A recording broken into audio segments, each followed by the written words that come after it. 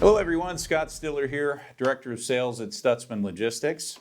I'm happy to be with you today. I'll be walking through this month's market update. Today we'll be talking about truckload demand and supply and the effect on pricing in the month of April. We'll also take a look at tariffs and some of that activity and what we might expect toward the middle and back half of this year and the effects that that might have on truckload demand and supply in the U.S. market. First, we'll quickly take a look at overall spot demand and its effect on pricing for the month of April. To do that, we like to leverage the DAT dry van load to truck ratio graph, which paints a nice story week over week and month over month. As you can see, in terms of demand, it really bounced between 4 and 5 loads for every truck over the course of the month of April. So a relatively flat situation. And I think it's safe to say that the inventory stockpiling that Andy Berry had mentioned in the previous episode is now over. And then as we move over to the FTR dry van spot rates data to understand what that may have impacted pricing. And when you break it down, you can see that week over week, there was actually downward pressure on pricing in the month of April. So in a nutshell, relatively flat demand, downward pressure on pricing.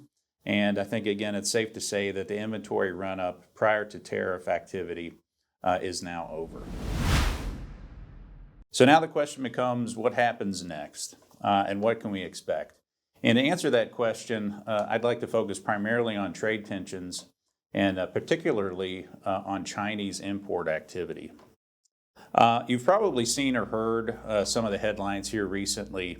And just yesterday, the Wall Street Journal published and reported that import container volume expected to arrive in the Los Angeles port over the course of this week is expected to be down 31% versus same period last year. It was also expected or reported that we could see a 42% decrease in import activity on the East Coast.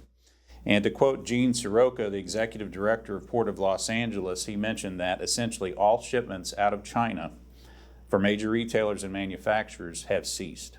So considering the fact that China alone accounts for 30% of our containerized imports as a country, this is a significant event. So then the question becomes, what effect will that have on the domestic marketplace, truckload demand, and short-term pricing, as well as long-term ramifications? Well, right now I'm predicting a lull in the market and where demand could drop significantly in the U.S. marketplace, particularly around ports. And then we have to consider, once customers do start ordering again, we have to understand that there's 30 to 45 days on the water. And then we've got 1 to 2 weeks before that inventory will be injected into the U.S. economy. And then one other scenario that we have to consider as well, because of the timing of some of these events, is the possibility of somewhat of a bullwhip effect over the back half of the year. So if tariffs persist and capacity exits the marketplace, and then we have an inventory replenishment that occurs at somewhat of an accelerated rate, I think we could see a bullwhip effect driving up demand and cost around the Q3, Q4 timeframe. So in summary, as a shipper, you should continue to see competitive pricing and hopefully really good service over the next 60 to 90 days. I think it's what happens after that that's kind of up in the air. So my suggestions for every shipper out there really would be to, one, ensure that you're partnering with companies that have stated and consistent longevity, hopefully are well diversified and extremely financially stable. I would also ensure that you're partnering with teams that have experience prior to 2020, who have been through some market cycles and can help you navigate this one.